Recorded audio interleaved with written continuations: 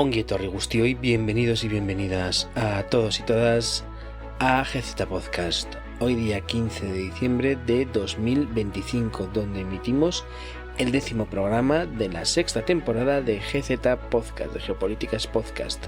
Nuestro programa interno, no confundir con el gallico, que es nuestro programa más desenfadado, de entrevistas, etc. Bien, hoy recuperamos a un colaborador, hoy recuperamos a Pablo García en una serie de guiones, etcétera, que nos ha hecho de algo que hemos llamado cibercosas. Ya veréis que es algo que no os va a disgustar. Recordad, nos estáis escuchando a través de iVoox, Spotify, puede que también de Apple Podcast y alguna otra plataforma donde aparecemos. Esperemos que esto, pues, sea crecer y crecer. Pero en cualquier caso, nos podéis dejar comentarios, me gusta, nos ayuda, nos podéis compartir, todo eso nos ayuda. También nos podéis seguir a través de X en @gz_podcast o en Telegram en Edapena Difusión Geopolíticas. Sugerencias, comentarios, crítica constructiva, hay todo a través de ahí. Y sin más, yo os dejo con el programa pues que Pablo García ha tenido bien hacer, porque nos ha traído un pedazo de guión que ya vais a ver. Bueno, arratsaldeon, estamos grabando hoy día 11, aunque seguramente escuchéis esto el lunes, pero bueno, aquí nos adaptamos a los horarios y hoy vamos a recuperar a una persona que es Pablo García, una persona que bueno, es un informático de profesión, pero aquí lo tenemos porque va a unar su lado profesional, su faceta más, en fin, con lo que nos ganamos cada uno aquí el pan, ¿no? Con su pasión, que es la geopolítica, que es el internacionalismo, etcétera. Y es un viejo conocido de este podcast. Este podcast es su casa, estuvo en las primeras temporadas. Entonces, como GZ ya os dijimos que va a crecer, hoy lo recuperamos. Y en toda una serie de programas que él ha tenido a bien llamar una serie de cibercosas, vamos a tratar tema a tema pues muchas cuestiones. Y nos trae un título muy sugerente, que es Guerra en la red, infraestructuras críticas en el tablero multipolar. Así que, bueno, arratsaldeon, Pablo, ¿cómo estás?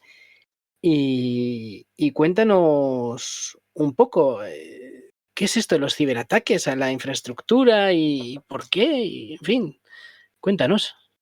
Arratsaldeon, Javi. Bueno, igual, igual nos situamos, ¿no? Igual hacemos un poco de contexto para situar un poco el tema, ¿no? El título tiene dos partes, Guerra en la red, y luego tiene otra parte que sería infraestructuras críticas en el tablero multipolar. Bueno, cuando hablamos de guerra en la red, tenemos que hablar realmente de guerra, ¿no? O sea, ahí tenemos ya que evolucionar. Cuando hablamos de guerra, la gente siempre piensa en un enfrentamiento militar. Y curiosamente hace unas horas estaba yo escuchando una conferencia del jefe del mando conjunto de ciberdefensa del Ejército Español, que decía que una guerra no deja de ser más que un choque de voluntades que se puede dar en el terreno militar, se puede dar en el terreno económico, en el terreno diplomático, y que ya en 2025 y de hace ya un tiempo a esta parte se da en el mundo, este mundo paralelo que llamamos el ciberespacio, ¿vale? Entonces, estamos hablando de guerra, de realmente una guerra que todavía se mueve en ese otro concepto que se utiliza hoy en día mucho, que es la zona gris, ¿no? Cuando, bueno, pues no hay una guerra declarada o una guerra abierta con bombas o con la guerra más clásica, la guerra militar, pero que no deja de ser ese choque de voluntades, ¿no? Cuando hablamos de infraestructuras críticas, estamos hablando de esos ataques que se dan a los elementos más importantes de cualquier sociedad moderna y de cualquier estado, que son pues las infraestructuras que tienen que ver con la energía, con el agua, con la salud, con los puertos, con las comunicaciones, las cadenas de suministro, ¿no? En el mundo moderno, en 2025, prácticamente en todas las sociedades hay unos elementos que serían impensables, o sea, sería impensable que no los tuviéramos, ¿no? En delante, que es pues Pues, por ejemplo, los puertos y todo el tema de infraestructuras logísticas, porque hoy en día compramos y compramos muchos y cuando tú compras una cosa no la compras ya en el comercio de abajo. Habitualmente estamos haciendo compras que dan la vuelta al mundo, porque compramos en comercio electrónico que nos viene de China o desde otros países, y para que eso llegue hay una serie de infraestructuras. En la sociedad actual sería impensable que llegues a tu casa, des a un botón y no haya electricidad, o que vas al grifo y no haya agua corriente. Entonces, todas estas infraestructuras pueden ser atacadas, porque todas estas infraestructuras hoy en día están conectadas a la red. Y en un mundo eh, multipolar, donde hay un enfrentamiento claro entre potencias, pues una de las áreas donde estas potencias hacen sus disputas, hacen sus acciones, es el mundo ciber, que tienen que ver con estas infraestructuras críticas. Yo creo que con esto hemos hecho aterrizar a la gente que nos está escuchando un poco de lo que queremos hablar, ¿no? De estos tres conceptos: la guerra a la red, las infraestructuras críticas y luego ese mundo multipolar en el que nos encontramos con ese choque entre bloques, ¿no? Antes de empezar el primer bloque, permíteme que te lance desde mi total ignorancia en este tema, que lo reconozco, Pablo. Por supuesto, esto no va a ser un programa maniqueo, ¿no? Que hablemos aquí buenos y malos, sino que tú vas a hablar de cuestiones estratégicas mollares, de importancia. Y yo creo que es muy importante aquí, bueno, pues quién ataca a quién y por qué se eligen estas infraestructuras que has descrito. Has hablado de puertos, que hoy en día son muy importantes porque has dicho que gran parte de nuestro comercio es online, es decir, piezas de repuesto para el portátil, para el ordenador, toda esta serie de cuestiones, ¿no? Para, no sé, el coche incluso, ¿no? Hay quien compra por internet cualquier tipo de cuestión. Entonces, claro, entiendo que esto es de fundamental estrategia, pero claro, no solo hablamos de hospitales o de otro tipo de objetivos, también hablamos de redes eléctricas, toda esa rumorología muy conspiranoica que hubo con el apagón de este año, ¿no? O el transporte, ¿no? No solo de mercancías, sino de personas. Por ejemplo, un ciberataque en un aeropuerto comercial. Y lo más importante, el concepto de soberanía digital del que alguna vez me has hablado y no lo he acabado de entender. ¿Qué significa todo esto para ello? Es Vale, decir, ¿en qué mundo nos movemos, Pablo? vale. Igual has planteado tres cosas y igual vamos una por una y aclaramos conceptos, ¿no? Has comenzado con algo que para mí es importante y tienes una idea clave de este programa y de todos los que hablemos del mundo ciber, y no solamente del mundo ciber. Y es que aquí no hay buenos y malos, aquí no hay inocentes. Todos los bloques, todos los países, todos los grandes bloques que están hoy en día en esa lucha hegemónica contra hegemónica, utilizan el ciberespacio como una herramienta de poder o de proyección del poder, ¿vale? Lo que pasa que, lógicamente, nosotros vivimos en uno de esos bloques y a nosotros nos llega la información que interesa que nos llegue, y mucho es información que es propaganda, y es propaganda de guerra, ¿no? Entonces estamos muy acostumbrados a que los malos en el mundo ciber pues sean los de siempre, ¿no? Rusia, Irán, Corea del Norte, en menor medida China, ¿no? A nivel de lo que nos llega como propaganda.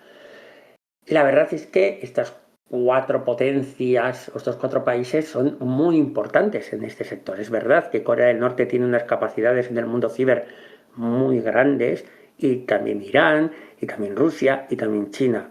Pero, por supuesto, también las tiene Estados Unidos y las tiene el bloque occidental. Y de hecho Estados Unidos controla de manera hegemónica la red de redes que es Internet, ¿vale? No voy a entrar ahora muy al detalle, pero podemos hablar de que la gran parte de la infraestructura, porque Internet no deja de ser algo que tiene una infraestructura física, ¿vale? La gente a veces no es consciente de que cuando está mandando un correo electrónico o está subiendo un post a una red social, detrás lo que hay es una serie de elementos físicos, cables de comunicaciones, cables submarinos de fibra óptica, comunicaciones vía satélite, vía wifi, servidores, firewall, routers, un montón de sistemas. Bueno, pues quien posee la mayor parte de ese hardware es Estados Unidos, sobre todo a nivel de comunicaciones de cables submarinos, ¿verdad? Que China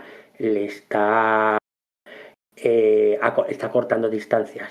El, el país que más data centers tiene, que más centros de cómputo tiene, es Estados Unidos.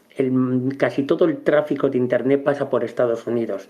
Así que vemos el poder que tiene Estados Unidos a la hora de poder atacar o controlar Internet. Es altísimo.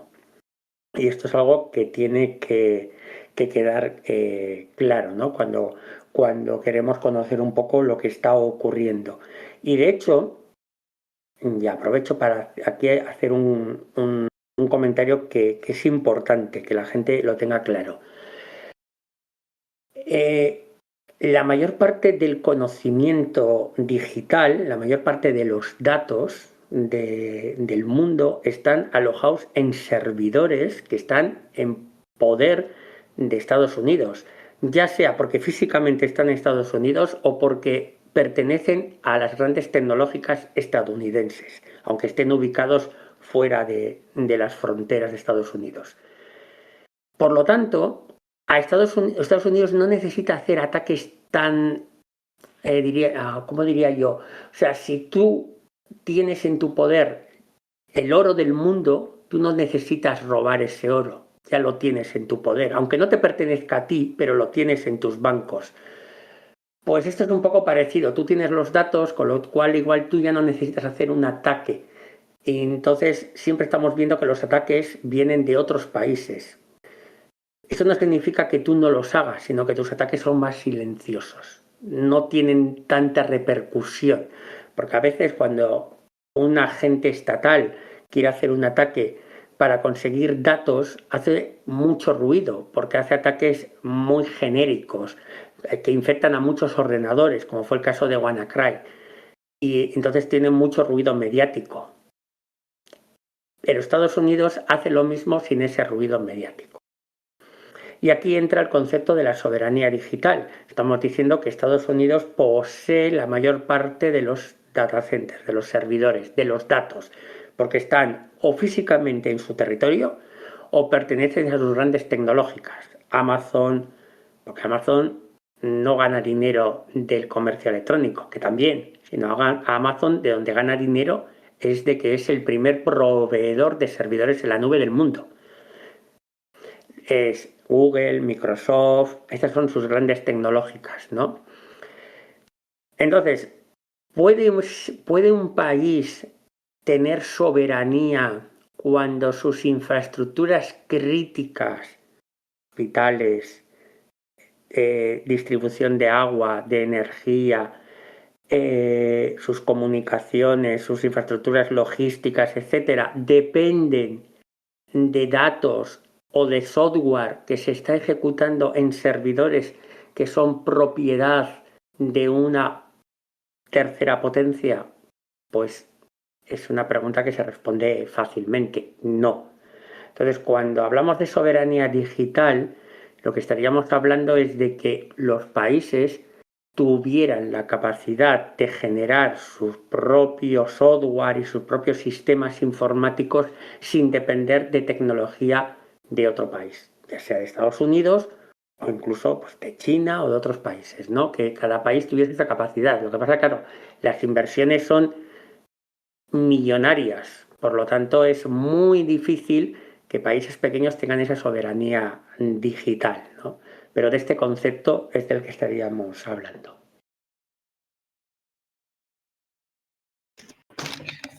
Vemos que son una serie de conceptos bastante complejos y avanzados que recoges.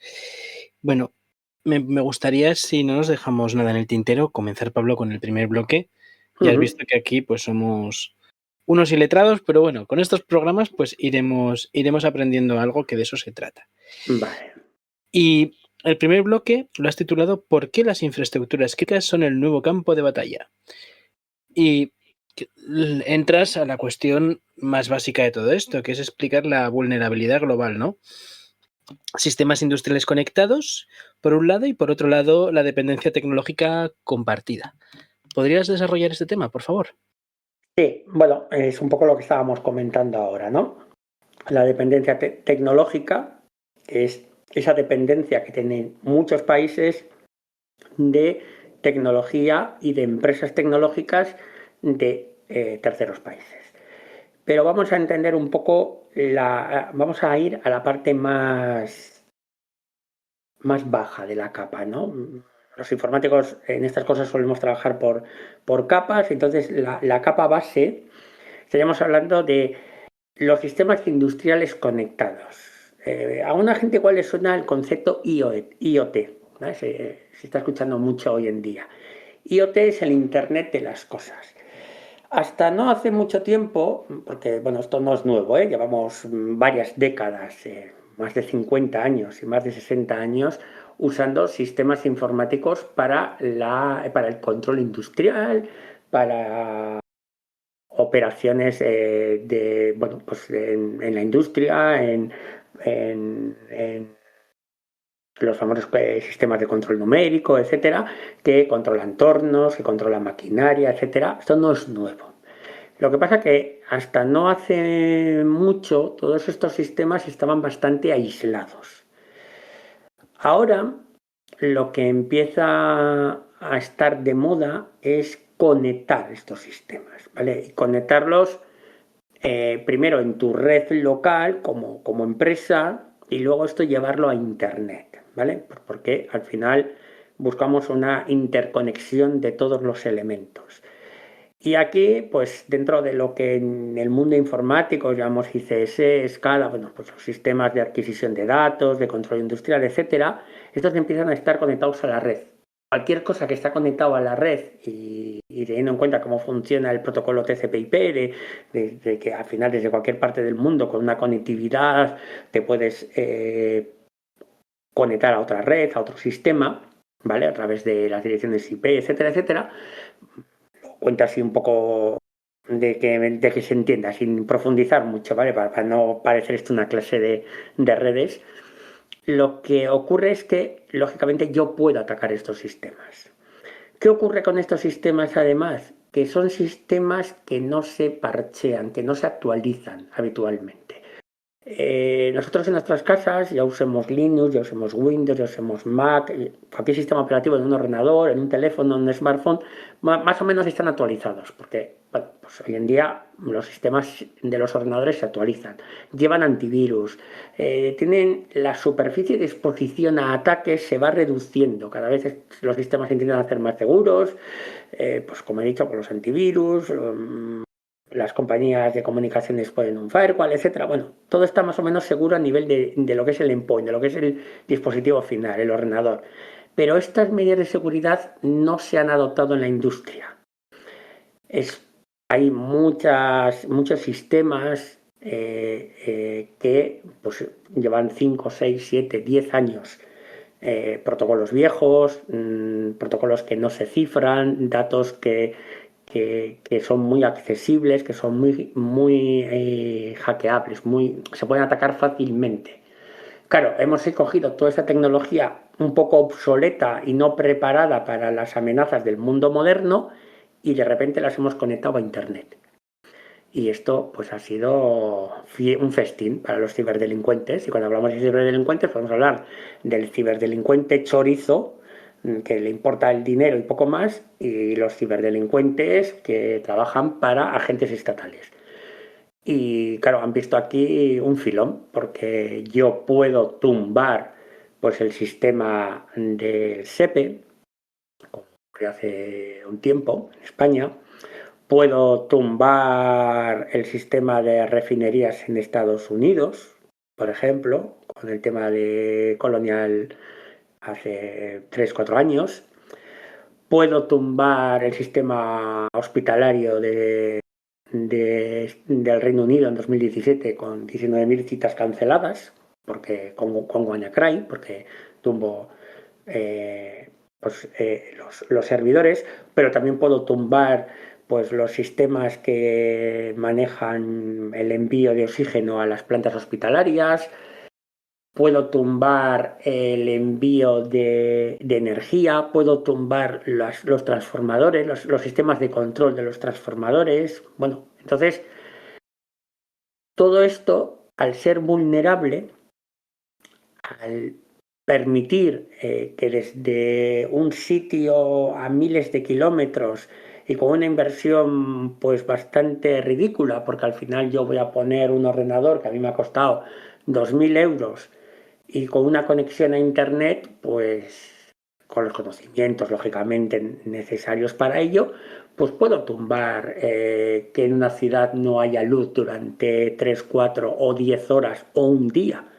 O puedo hacer que llegues a casa y no te salga el agua. O puedo tumbar que una empresa que está construyendo las hélices de un submarino para un país, pues no pueda construir esas hélices porque se han paralizado, o que las construyan de manera defectuosa y el submarino sea más ruidoso en el agua.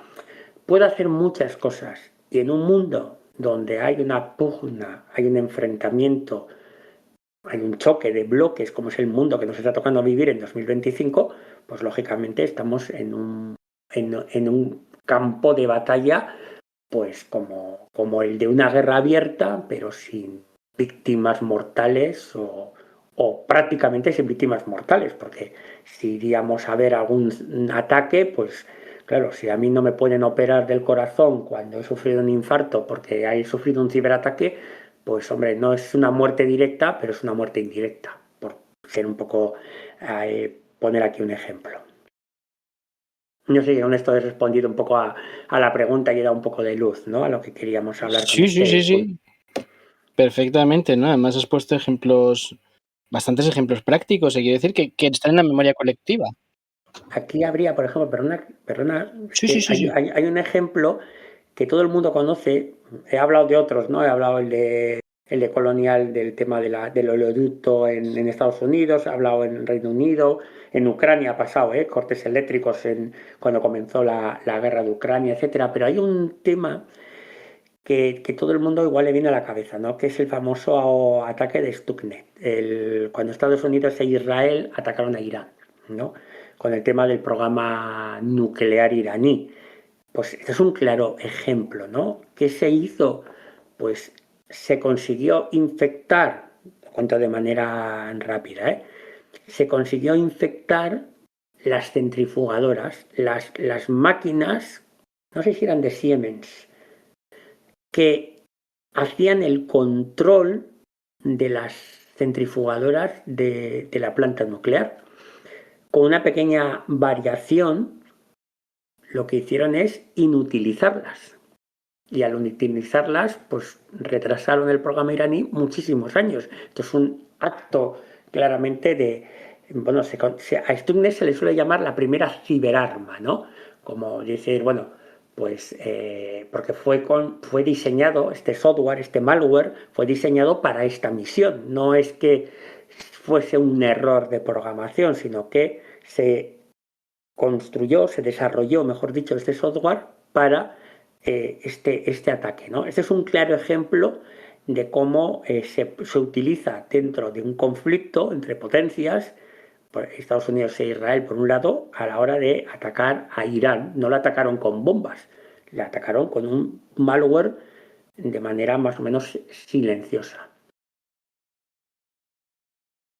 No, claro, eso ya hemos visto que hay de todo aquí, un programa nuclear, un hospital, es decir, yo creo que el siguiente paso, y es lógico, es pasar al bloque segundo, donde nos querías hablar país por país, yo creo. Entonces, un mundo multipolar y una diversidad de actores, ¿no? Entonces aquí yo creo que por el país que querías empezar, y ya lo has adelantado un poco, es por la Federación Rusa. Atacante y víctima de estas cuestiones, ¿no? No sé qué nos vas a contar, así que adelante. Sí, bueno, a ver, Como he comentado antes, nosotros vivimos en un país del bloque occidental.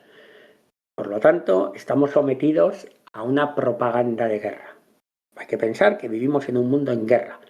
No es un mundo en guerra como la Segunda Guerra Mundial, pero es un mundo que está en constante enfrentamiento de bloques. Y nosotros pertenecemos a un bloque. Por lo tanto, a nosotros nos llega siempre la información presentada de una manera muy sesgada, ¿no? Nos presentan a Rusia como el gran peligro, ¿no? De hecho, los que trabajamos en el mundo IT y trabajamos un poco en el mundo de la ciberseguridad, es como que Rusia siempre es el gran malo, ¿no? Lo vemos en las películas, lo vemos en el cine, lo vemos en la prensa, ¿no? El otro día leía como que lo de la crisis porcina también le estaban echando la culpa a Rusia. Me quedé con el titular, no entré a leer de qué iba la noticia porque en ese momento no tenía tiempo y luego ya me parecía tal burrada que dije, bueno, no sé, que seguramente es que igual un ruso compró un cerdo, no sé, vale, lo que fuese. Entonces, si nos vamos a este mundo, al mundo ciber, Rusia efectivamente es un actor importante, yo no lo voy a negar, no lo voy a negar. Es un país que ha visto amenazados sus intereses, es un país que tiene la percepción desde hace ya un par de décadas de que el bloque occidental les está amenazando con la expansión de la OTAN hacia sus fronteras, de todo el tema de Ucrania, que ya vemos que habéis tratado en GZ Podcast en varios programas. Entonces ellos tienen que de alguna manera, pues, podemos hablar de contraatacar o de plantar cara o de poner un poco hacer su propia pugna, ¿no? Y el mundo ciber se le presenta como una gran oportunidad. Primero, porque hace daño. Ten en cuenta que se pierde mucho dinero, ¿eh? Y luego se pierde capacidad reputacional también, lógicamente, ¿no? Pero luego se pierde mucho dinero. Entonces, Rusia hace ataques a Occidente, por supuesto, y que tiene una serie de grupos de, yo no voy a llamarlos hackers, porque hacker es otra cosa, aquí podríamos hablar de ciberdelincuentes, pero aquí también podríamos hablar de hacktivistas, ¿no? O sea, el hacktivista es aquel que hace acciones no tanto por el interés económico, sino por una cuestión ideológica, ¿no?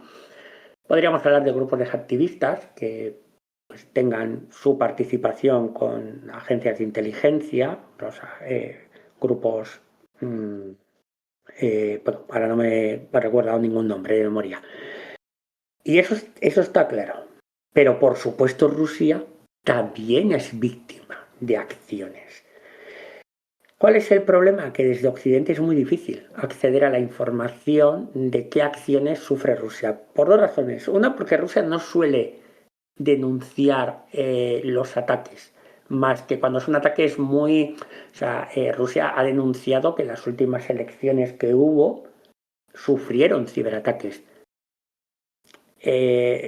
Pero las empresas rusas no suelen hacer públicos los ciberataques, pero sabemos que han sufrido ciberataques.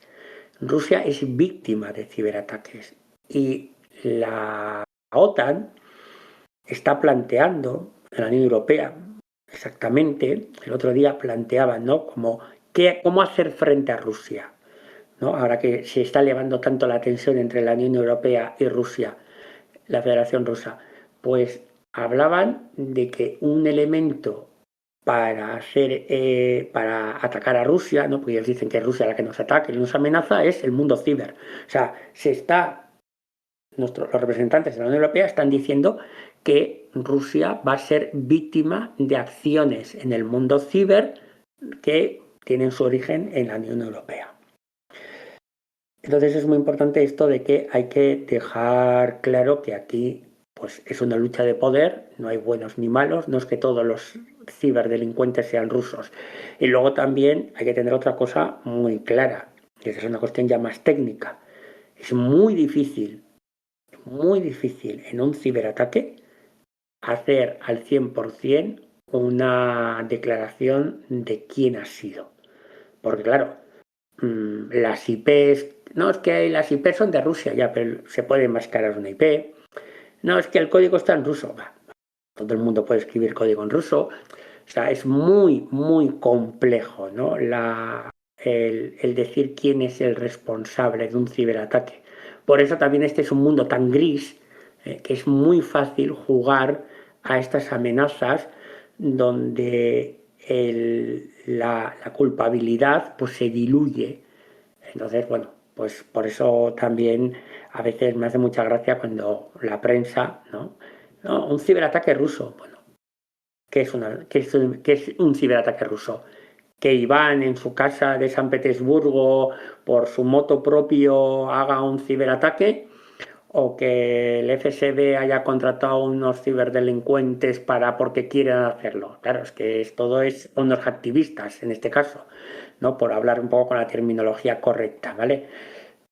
Pues hombre, es difícil, ¿no? Pero bueno, Anonymous, los famosos activistas que trabajan casi, o sea, Anonymous no existe. O sea, yo puedo ser Anonymous y mi vecino del quinto puede ser Anonymous. Y yo puedo atacar a países del bloque occidental y mi vecino del quinto atacar a Estados Unidos. Y ambos son Anonymous. Pero Anonymous ha declarado público, quien esté detrás de esas siglas, muchos ataques a Rusia, porque si el régimen de Putin es esto, que si lo otro, entonces, pues Rusia ha sufrido, por supuesto, ciberataques y campañas por parte de Occidente. Negarlo sería una estupidez grandísima. Vale, si quieres pasamos en el orden que has establecido al siguiente país. Hablabas de China y además en China se da una cuestión. China es la fábrica del mundo y creo que esto puede tener unas derivadas más allá de una guerra formal, ¿no? Sino puede tener derivadas técnicas a nivel empresariales, productivas, etcétera. China hoy en día es la fábrica del mundo y el tenedor de la deuda estadounidense más importante.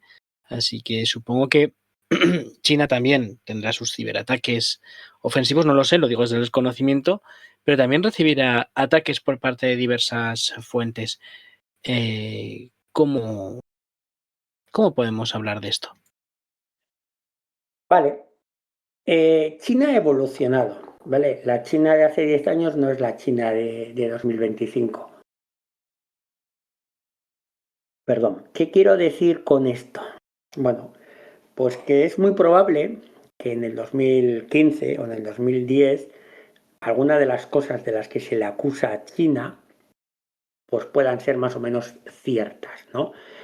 China no es un país que hace, o sea, la diferencia entre China y Rusia es que Rusia sí se ve muy amenazada, ¿no? Entonces sí que ha hecho poco esa pugna, ¿no? Eh, China, bueno, como la gran fábrica del mundo y por sus intereses comerciales, hasta el momento lo que ha querido es llevarse bien con todo el mundo, porque es como el comerciante de tu barrio, de tu pueblo, que es muy amable con todo el mundo porque todo el mundo es su cliente y no se va a enfadar con nadie o va a intentar no enfadarse con nadie. Y China ha jugado un poco a eso. Por lo tanto, lo que se le ha acusado a China siempre ha sido pues del espionaje, ¿no? El ciberataque buscando pues acceder a secretos industriales, ¿no? Como he dicho antes, pues en China los servidores de las grandes empresas no están en China, ni pertenecen a empresas chinas. O están en Estados Unidos o pertenecen a empresas estadounidenses. Por lo tanto, el ataque es más claro. Yo, si voy a guardar, igual tú me das la receta de la Coca-Cola para que la guarde en mi casa, pues no tengo que hacer un ciberataque a tu casa para conseguirla, porque me la has guardado en mi casa, ¿vale? Pero si alguien la quiere conseguir, va a tener que atacar mi casa. Entonces, es un poco lo que se le ha acusado a China. Y ahora, curiosamente, cuando las tornas cambian, ¿vale? Porque aparte que hay mucha propaganda, ¿no? Cuando el desarrollo tecnológico chino ha sido tan grande, pues una de las excusas que habrá parte de verdad y parte de mentira. Por eso a mí no me gusta hablar de blanco y negro, me gusta hablar de gris. ¿no? Se dice, no, bueno, es que claro, los chinos han adelantado mucho porque nos han copiado o han robado secretos. Bueno, pues algo de eso habrá, por supuesto. Todo el mundo se copia, todo el mundo se roba, ¿eh? Si hiciéramos un programa sobre el desarrollo científico en el mundo, pues veríamos cosas muy feas entre los científicos y entre los países. Entonces, sí. Perdona que te interrumpa, aquí hay que recordar que cuando salieron los cables de Wikileaks se descubrió que Estados Unidos estaba espiando a la industria europea, patentes, etcétera, y Merkel y los demás no dijeron ni mu cuando salió eso, o sea, fruncieron un poco el ceño, pero que la competencia desleal de un aliado como Estados Unidos hacia la UE, ahí estaba, o sea, bueno, en fin, que es el... No lo justifico, pero quiero decir que es el pan de cada día, el espionaje industrial, y quizás lo que subyace es un poco de racismo, ¿no? En plan, ¿no? Estos chinos solo se desarrollan de esta manera. Bueno, se inventaron el papel y la pólvora, yo qué sé. En fin, perdona, Pablo. Sí, claro, pero no, por supuesto, pero todavía tenemos esa mentalidad, ¿no? O sea, es como el chino lo vemos como algo de baja calidad. Yo me acuerdo, hace unos años, mi ordenador de trabajo es un Lenovo, un Cintiq. Cintiq es una submarca dentro de Lenovo que antes era de IBM, ordenadores muy profesionales, bastante top. Bueno, hay gente que me dice, llevas un ordenador chino. Bueno, que es lo mejorcito que hay en el mundo. O sea, que decir que para esto también, que para gusto se pintan colores, ¿eh? Que a mí me gusta el Lenovo Cintiq y obviamente alguien me dirá, mejor el Dell no sé qué. Bueno, para no hablar de marcas, pero existe ese racismo, ¿no? Es chino. Es chino, bueno, hago los chinos. Vale. Entonces, aquí hay esa parte. Y ahora hay, cuando se acusa a China, curiosamente se le acusa de lo mismo que durante décadas ha estado haciendo Estados Unidos. No voy a decir Occidente, aquí voy a personalizar en Estados Unidos, que es el control tecnológico. La movida de Huawei, ¿no? Y el 5G, bueno, claro, es que los chinos, claro, ¿cómo vamos a permitir que en nuestros países pongamos tecnología de Huawei? Porque nos va a espiar China. Yo no voy a decir que no, pero nuestra tecnología, si no es de Huawei, va a ser de Cisco, un fabricante estadounidense, y nos va a espiar Estados Unidos. Entonces, igual aquí el problema es que como no tenemos soberanía digital, lo que tenemos que elegir es qué país nos va a espiar. Entonces elegimos qué país nos va a espiar. Vale, pues perfecto. Entonces hablemos en esos términos. Hablemos en el término, mira, como en el Estado español somos incapaces de desarrollar tecnología digital o tecnología puntera, o en Europa, pues lo que vamos a hacer es o se la compramos a China o se la compramos a Estados Unidos. Y por tanto, China o Estados Unidos nos puede espiar. Pero seamos honestos, no vayamos con el cuento de China nos va a espiar, ¿no? Un poco el tema de TikTok también va por ahí. Y eso que TikTok de chino también tiene un poco lo que tiene, ¿no? Pues verá que Huawei siempre se dice que no es una empresa estatal y el control estatal y bla, bla, bla. TikTok pues es una red, pues como todas, con sus cosas malas y sus cosas buenas. De hecho, en TikTok muchas cosas malas, pero ¿cuál es el problema de TikTok? Es China. Estamos hablando de que al final lo que le está fastidiando a Occidente es que lo que tú hacías de manera impugne, que era,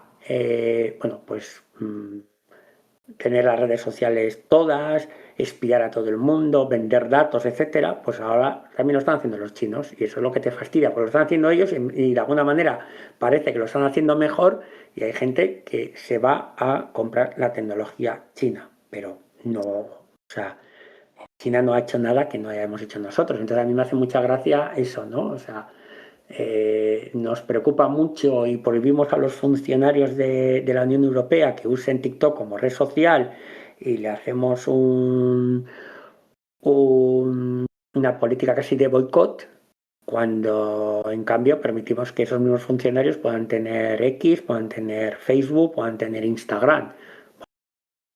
Exactamente lo mismo, ¿no? Aquí lo que hay es la famosa hipocresía occidental, que en geopolítica lo vemos en muchos campos, y este es otro más. Y por supuesto China es víctima.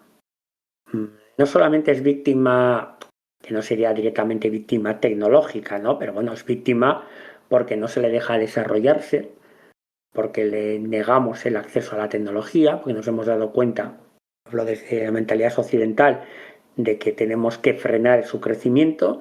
Y entonces, ¿qué le hacemos? Pues hacemos la chica, que es una ley para evitar que puedan acceder a tecnología de microconductores, microprocesadores de última generación. Les negamos el acceso a esa tecnología, les hacemos un boicot de semiconductores, etcétera, para frenar su crecimiento. No es un ataque en la red, pero sí que es un ataque que tiene que ver con este mundo, ¿no? Y luego, por supuesto, han sufrido ataques en el mundo cibernético contra sus cadenas de suministro, que es el gran daño. Al final, a la fábrica del mundo, ¿cómo la puedes hacer daño? Pues atacando sus sistemas informáticos que tengan que ver con sus cadenas de suministro, sobre todo con las cadenas de logística, del envío de ese material. Entonces, puertos chinos, sistemas de logísticos chinos se han visto, han sido víctimas, quiero decir, de muchos ciberataques para hacer ese daño a China. Y yo creo que esto va a aumentar. O sea, cuanto Estados Unidos siga aumentando la tensión con China, porque está claro, y lo hemos visto en la última actualización del Plan de Seguridad Nacional de Estados Unidos, del este protocolo que tienen ellos, pues lógicamente, ¿cuál es el objeto? El objeto es China. Y entonces a China no la van a enfrentar militarmente, porque es una potencia nuclear, porque ya tiene una marina lo suficientemente potente, donde se le va a intentar hacer daño en el comercio. Y entonces, pues, yo siempre he dicho que veremos piratas en las aguas chinas. Pasa que la Armada China es muy potente y eso igual ya no es posible, pero sí que vamos a ver ciberataques a sus sistemas de suministro, etcétera, etcétera, para evitar pues que tengan un comercio normalizado con el resto del mundo. Bueno, hablábamos de estos países que no están en la órbita a la cual de forma forzada e involuntaria pertenecemos, nos guste o no, pero en este mundo multipolar nosotros, nos guste o no, estamos en un lado, que es el de Estados Unidos y sus aliados.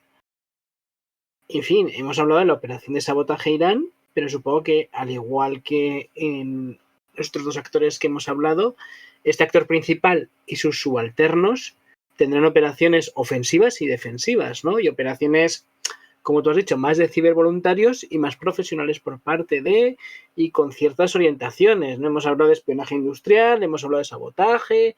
Esto es muy complejo. ¿Qué nos puedes contar de Estados Unidos y sus aliados, Pablo?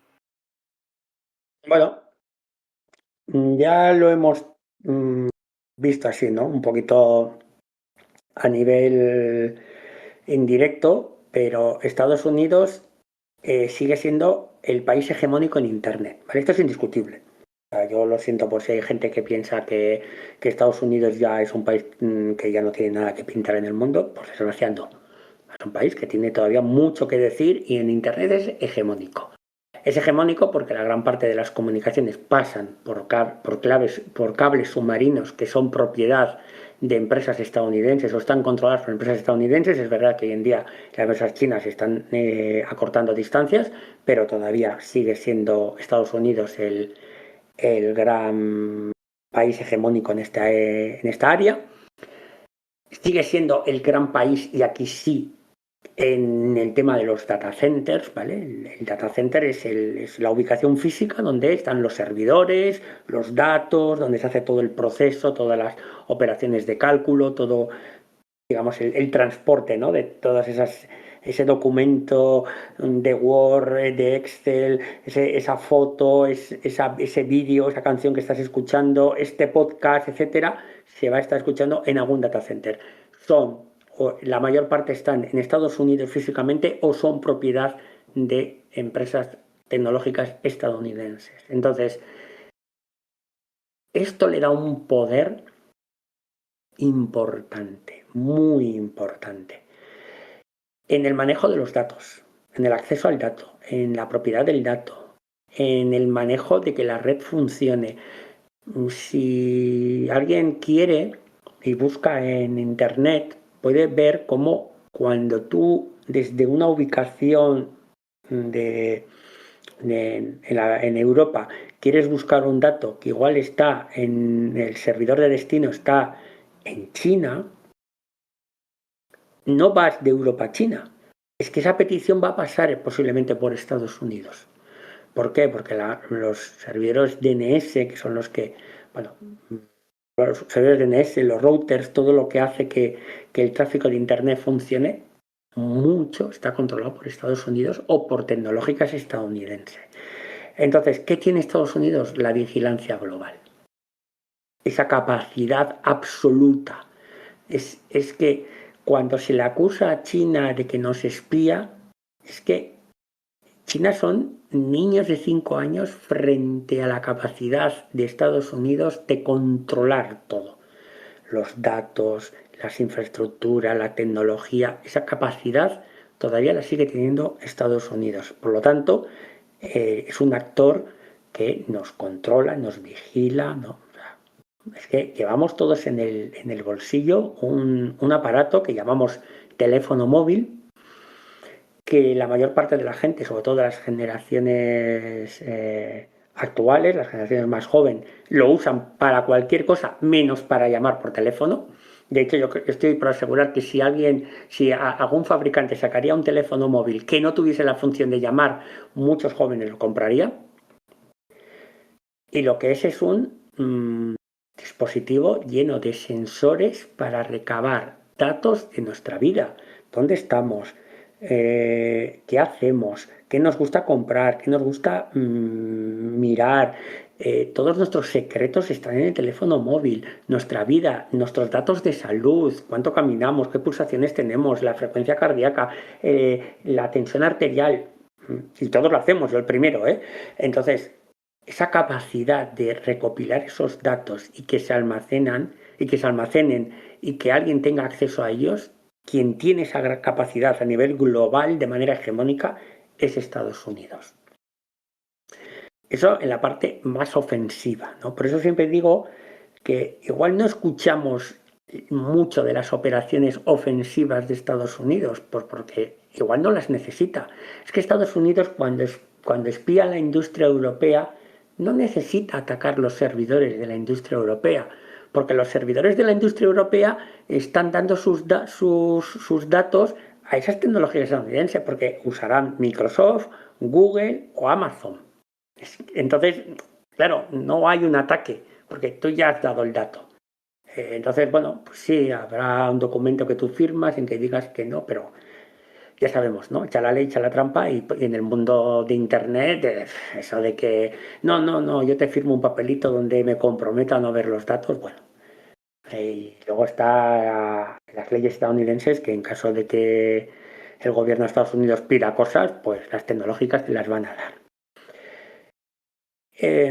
¿Son víctimas? Bueno, Estados Unidos ha sido víctima. Ya he comentado antes un caso, pues un poco es el tema del oleoducto en 2021, ¿no? Pero yo creo que Europa es la gran víctima, ¿no? Sobre todo porque desde la crisis con Ucrania, que no empieza en 2022, sino que es anterior, en 2014, pues es verdad que, bueno, pues que hay una pugna en la red entre la Federación Rusa y la Unión Europea, por supuesto.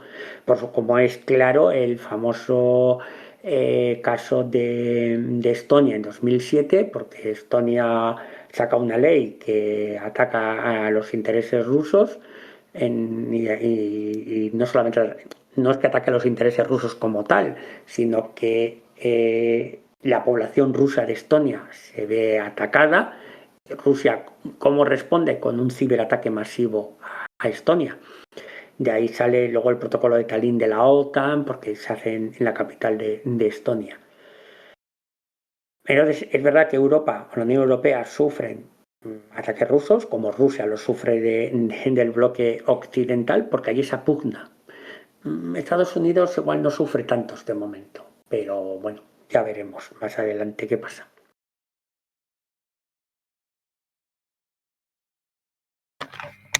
Nos situaríamos entonces ahora en dos países que en el escenario internacional en muchos casos podríamos definir a nivel diplomático como parias, ¿no? Que son la República Islámica de Irán y la República Democrática Popular de Corea, Corea del Norte, para los amigos, países que sufren un acoso y una política coactiva, ¿no? Por parte de lo que se llama ahora Occidente colectivo, es decir, Estados Unidos y países subalternos a Estados Unidos, una política de acoso, en fin, muy dura, ¿no? Estos países, ya se explica además el caso del ataque a su industria nuclear, en el caso de la iraní, de sus lavadoras Siemens, etcétera.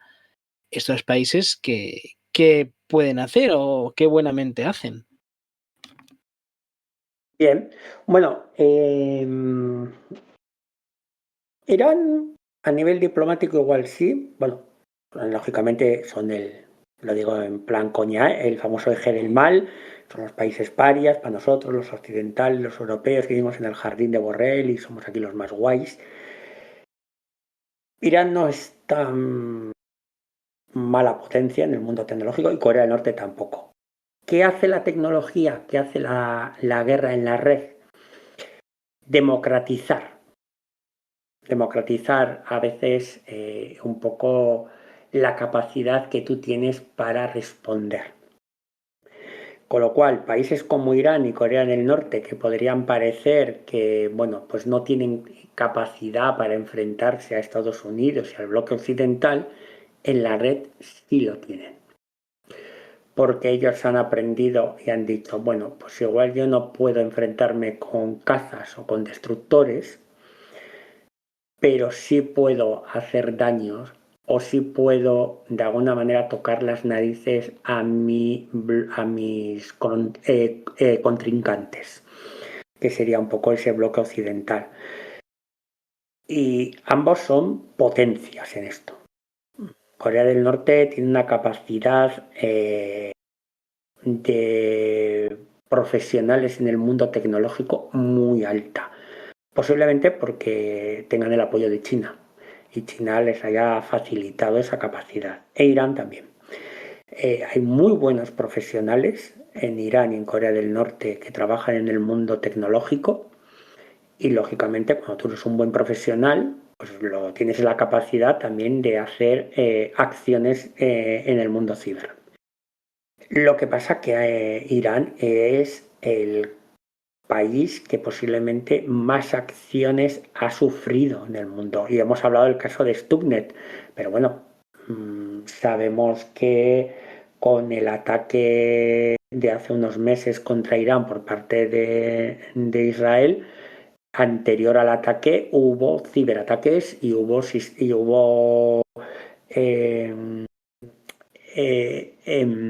lo diré, ataques informáticos a sus infraestructuras críticas que tenían que ver con la defensa y sobre todo con la defensa aérea.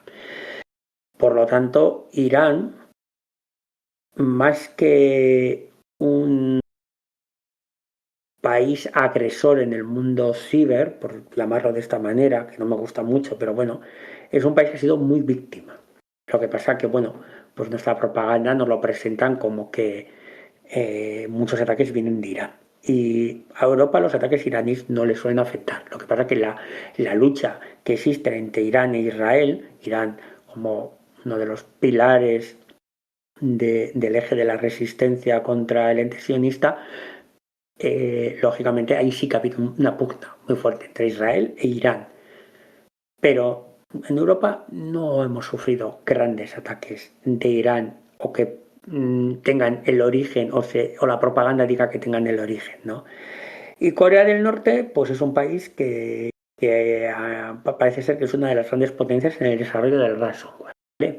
El ransomware es un malware, no es un virus, ¿no? Pero bueno, si la gente lo quiere entender así, es un programa malicioso que lo que hace es que una vez que llega a tu sistema informático, cifra los datos. Entonces no te deja acceder a la información. Y muchos de los ransomware de última generación parece ser, y aquí siempre hay que utilizar el parece ser, el supuestamente, porque nos movemos en el mundo gris de la propaganda y la información, que tienen su origen en Corea del Norte. Y aquí es donde se ve a este país como una potencia. Lógicamente han sufrido, porque como he dicho y llevo diciendo todo el programa, aquí no hay buenos ni malos, aquí hay dos bloques que están en pugna en el mundo físico y eso tiene su proyección en el mundo ciber.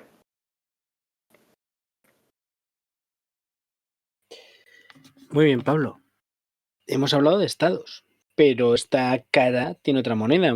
Casi todos los estados de los que hemos hablado son estados capitalistas y en fin, y los estados capitalistas y superándolos se encuentran las empresas privadas, algunas de ellas multinacionales, pero también se encuentran colectivos e individuos privados, lo que se suele llamar, si no me equivoco, comúnmente como hacktivistas, ¿no?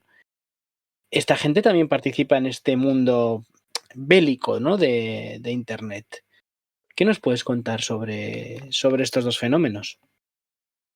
Bueno, las empresas privadas, igual que en el mundo real, en el mundo físico, tienen su propia competencia y tienen la necesidad de acceder a los secretos de otras empresas.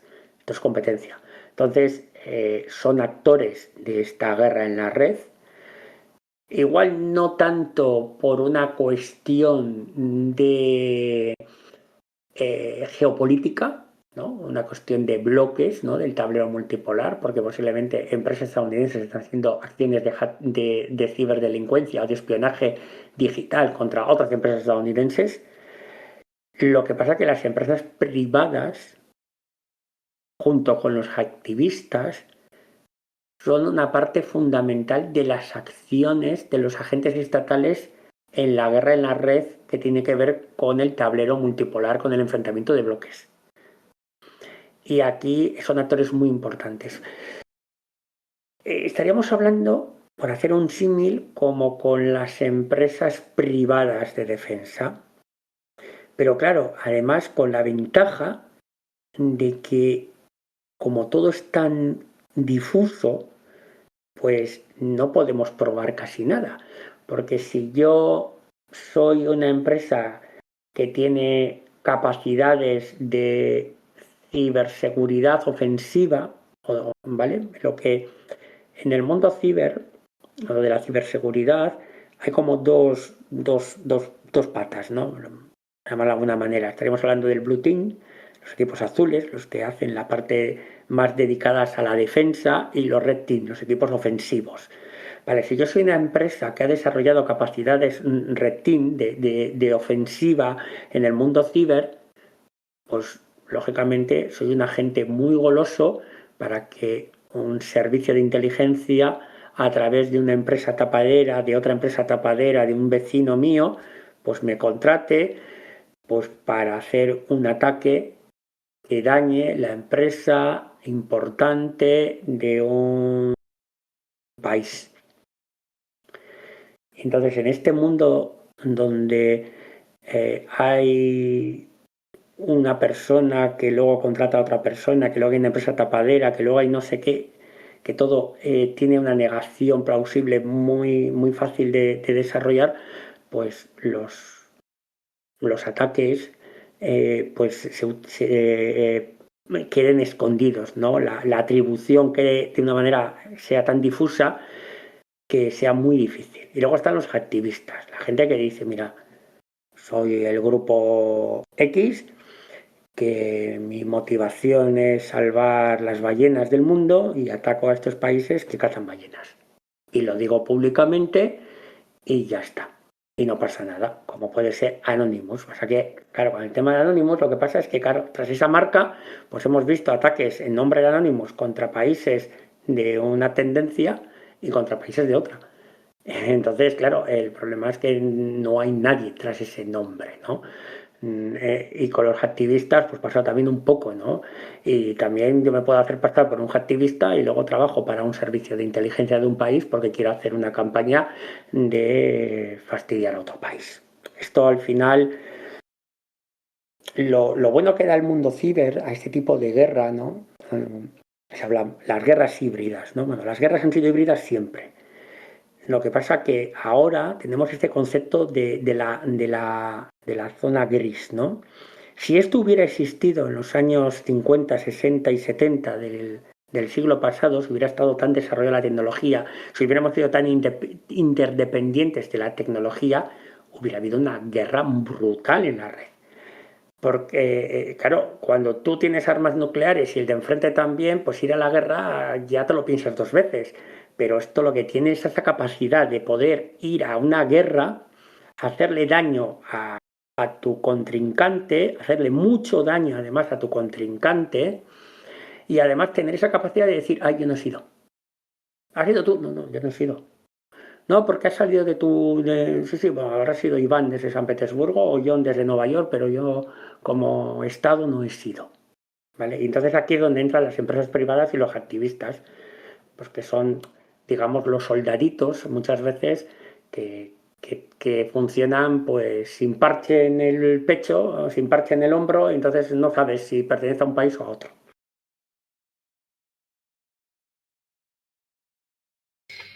No sé si para recapitular nos quieres dejar alguna conclusión, alguna idea importante sobre todos estos actores que hemos repasado, tanto estatales como privados.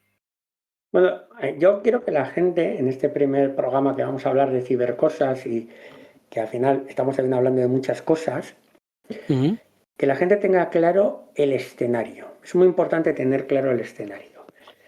En un escenario armado, pues tú ves al soldado.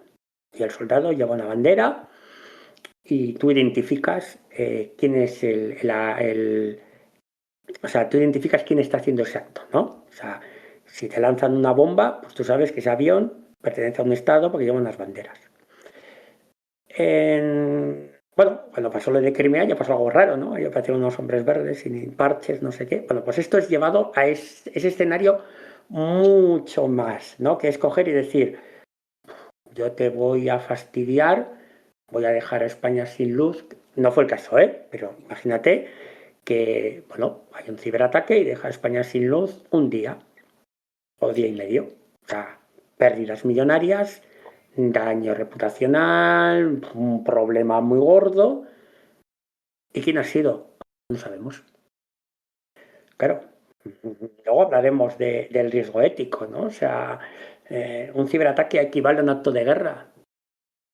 No quiero adelantar, luego lo comentaremos, ¿no? Entonces, por eso es importante, ¿no? El escenario. El escenario es perfecto para la zona gris. Esta zona en que no es paz, porque no hay paz en el mundo, o sea, todo el mundo es consciente que hay un enfrentamiento entre bloques, que a veces llega más hacia el negro, más hacia una situación de guerra, pues Ucrania, a veces es un entorno menos, bueno, o Siria, por ejemplo, también, a veces es un entorno más gris, como puede estar pasando ahora un poco en Venezuela, todavía no es una guerra, pero ahí andan, te roban un barco, te amenazan, y el mundo ciber es ideal para estas operaciones que no sabemos muy bien quién las hace ni contra quién, y claro, ese es el contexto. Vale, si quieres pasamos al tercer bloque, porque entiendo que aquí hay una idea genérica muy potente que es un campo de batalla y de disputa el mundo ciber, aunque no sea tangible. Y ya has dado unos cuantos, pero si quieres podemos pasar a una serie de ejemplos concretos que no hayas dado. Yo creo que es un tema del cual hemos hablado, pero no sé si te queda alguno en el tintero. Bueno, yo más que entrar en los casos reales, porque no, o sea, sería muy difícil de... A ver, tenemos, por poner dos ejemplos, hemos puesto el de Stuxnet, ¿no? Un poco donde tenemos una víctima, digamos, del bloque contrahegemónico. Podemos hablar de colonial en Estados Unidos, el impacto económico que tuvo. ¿Os acordáis? Biden convocó al Consejo de Seguridad Nacional, fue muy sonado aquello, ¿no? Que, bueno, pues porque dejaron a toda la zona de, si no me equivoco, fue el estado de Florida y la zona adyacente al estado de Florida, Luisiana y todo eso, sin gasolina durante varios días, ¿no? Entonces, somos muy conscientes del peligro que estas acciones tienen. Aquí aquí ya entramos un poco en la cuestión geopolítica, ¿no? Es quién define qué es defensivo y quién define qué es agresivo. Claro, aquí entra la propaganda y yo creo que tenemos que quitarnos a veces un poco esa careta inocente que tenemos, ¿no? De buenos, malos. Nosotros vivimos en el Estado español, un país que pertenece a la OTAN y a la Unión Europea. A nosotros nos va a llegar la información que la OTAN y la Unión Europea quiera. Por lo tanto, como lo he dicho a lo largo de este programa, siempre se nos presentan a los países malos como los que generan problemas en la red. Y lo digo de esta manera porque si aterrizamos también al nivel de calle, claro, esto al final no es que afecte, digamos, a Osakidecha o afecte a Iberdrola. No, es que esto va a afectar a José Mari, que tiene una pequeña empresa y de repente ha sufrido un ciberataque y es víctima de un ciberataque que realmente no es un ciberataque, digamos, civil, por llamarlo de alguna manera, sino que pertenece a una operación entre estados. Pues porque han lanzado un ciberataque masivo y te has visto afectado. O porque para hacer un ciberataque contra una infraestructura superior necesitan muchos ordenadores y los ciberdelincuentes atacan, infectan tus ordenadores para hacer una gran botnet, una gran red de ordenadores a tu servicio para luego hacer ese ataque masivo, ¿no? Por ejemplo, los ataques de denegación de servicio, que son miles y miles y millones de peticiones a un servidor al segundo para tumbarlo, ¿no? Entonces, claro, tú en tu casa has sufrido, eres víctima colateral de ese enfrentamiento.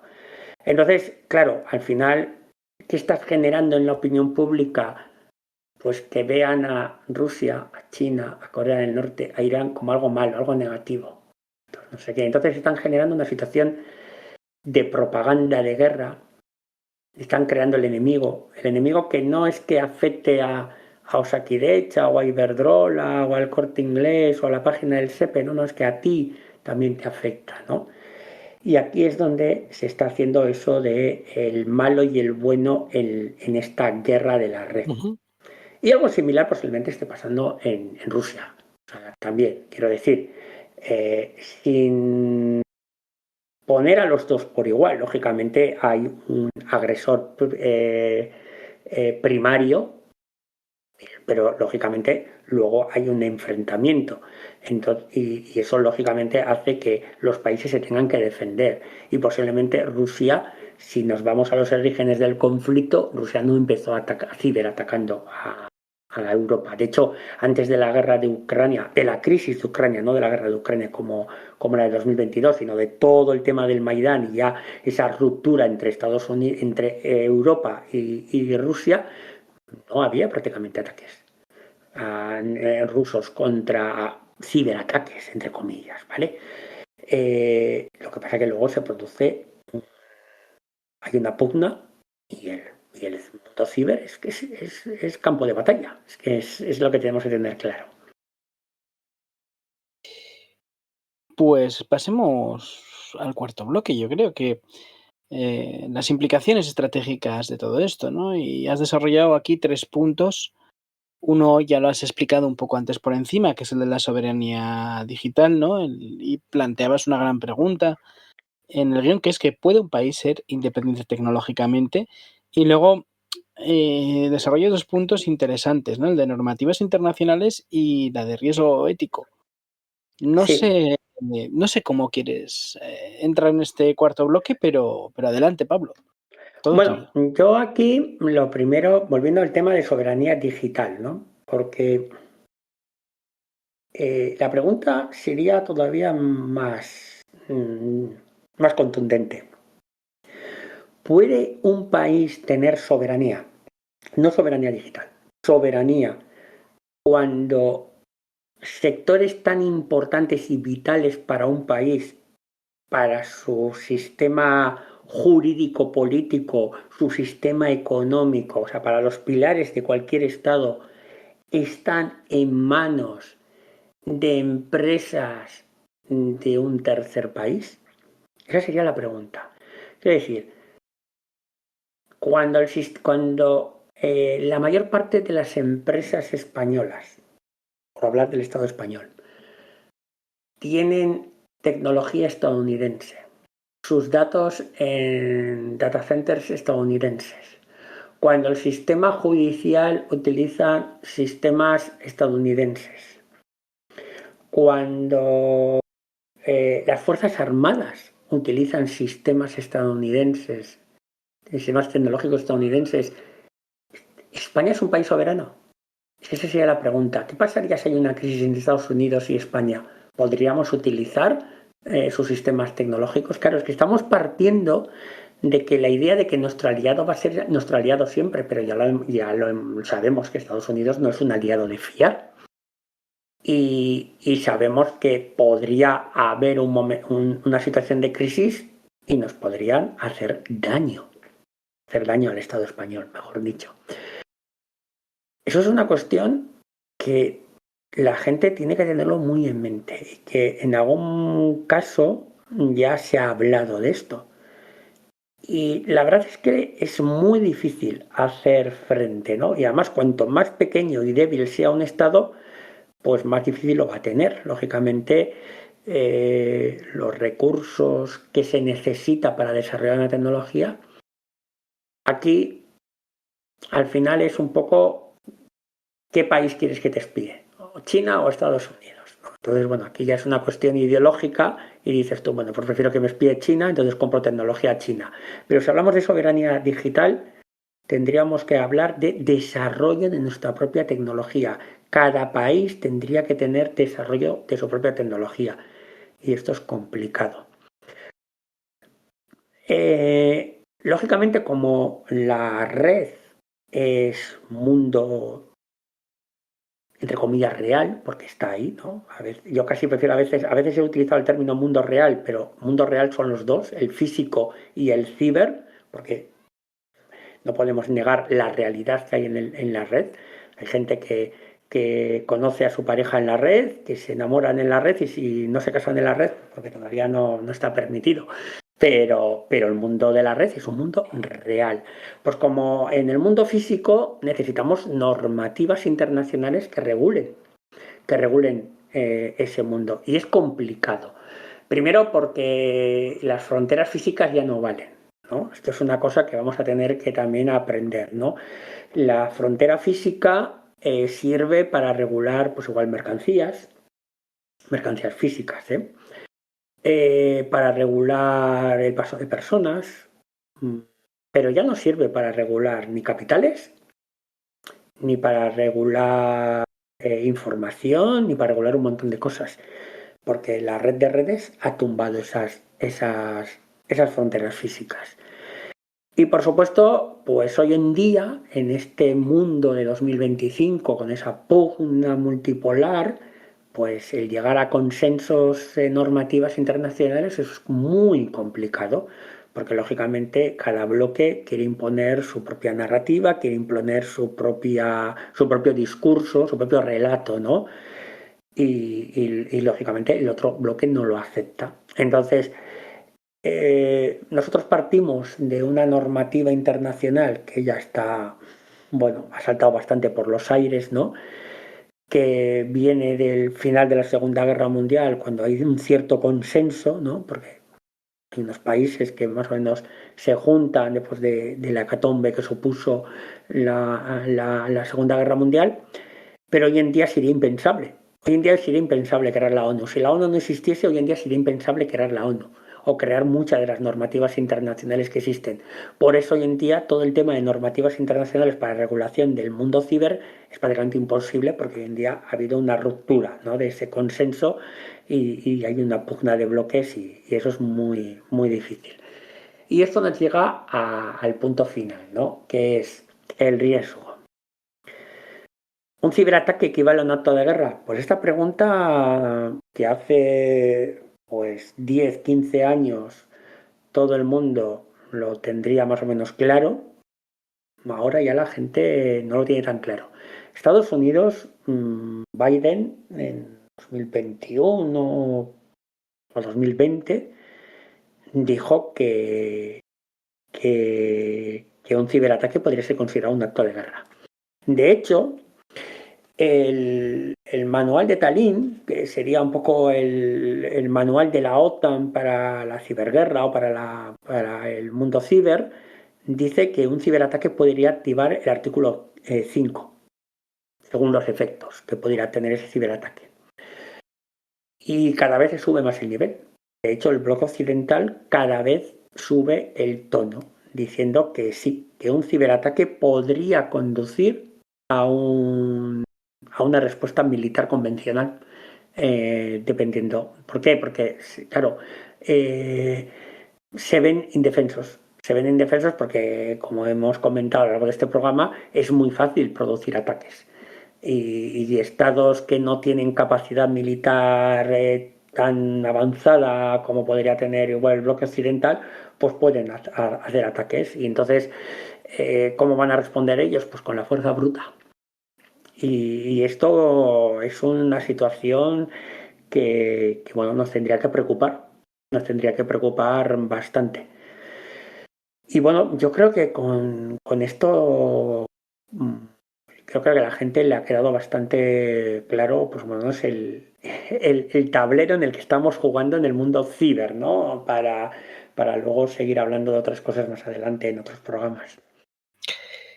Pues muchísimas gracias, Pablo, por volver, Millasquet, por volver a tu casa y por dejarme a mí el honor de tener esta vuelta. La verdad que ha sido un programa en el que yo desconocía la mayor parte de lo que se ha hablado, lo cual me ha encantado porque ha sido una clase magistral casi privada, que ahora lo transformaremos en un podcast y el lunes lo tendrán nuestros escuchantes. Creo que te pueden seguir en redes sociales, ¿no? Tienes una cuenta de X, pueden buscarte allí, ¿no? ¿No es así, Pablo? Sí, no estoy ya últimamente tan activo como estaba antes, pero sí, tengo una cuenta en X, la antigua Twitter, que es Pegarchía con TZ, todo junto. Y bueno, pues ahí estoy. Y luego, si os tenéis dudas o alguna cosa, pues lo dejéis por el cajón de comentarios de iVoox o cuando pongamos el enlace el lunes en X con el programa, lo tenéis ahí y adelante. Y Pablo, poco a poco, pues esta temporada y la que viene nos irá soltando estas perlas de cibercosas que hemos tenido a bien llamar. Y este es el primer programa, así que espero que os haya gustado. Pues Millasquet, Pablo, y hasta nuestra siguiente cita. Vale, pues muchas gracias a vosotros. Hasta la próxima. Disculparme antes de cerrar este programa, ha salido un par de horitas tarde, normalmente lo sacamos a las 6. Nada, esto es fruto de un ajetreado fin de semana con un congreso por medio, pero lo importante aquí, lo más importante es que el programa está y sobre todo que si nos dais a compartir, me gusta, comentáis, nos decís dónde nos escucháis, desde qué lugar. El otro día nos comentaban que nos escuchaban desde el gimnasio, un chico que creo que es manchego y que nos escuchaba desde... Nos lo comentaba en X, ¿no? En Twitter. En fin, os recuerdo, iVoox, Spotify, no estáis GZ Podcast. También en Apple Podcast, en algún otro lugar, nos comentaba hace poco una compañera de Venezuela que nos escuchaba en otra plataforma, que tenía que ver con Google. Bueno, en fin. Nos escucháis también, bueno, nos veis, nos retuiteáis, nos compartís en Telegram, en X, ahí nos tenéis, ¿vale? Muchísimas gracias y hasta la semana que viene.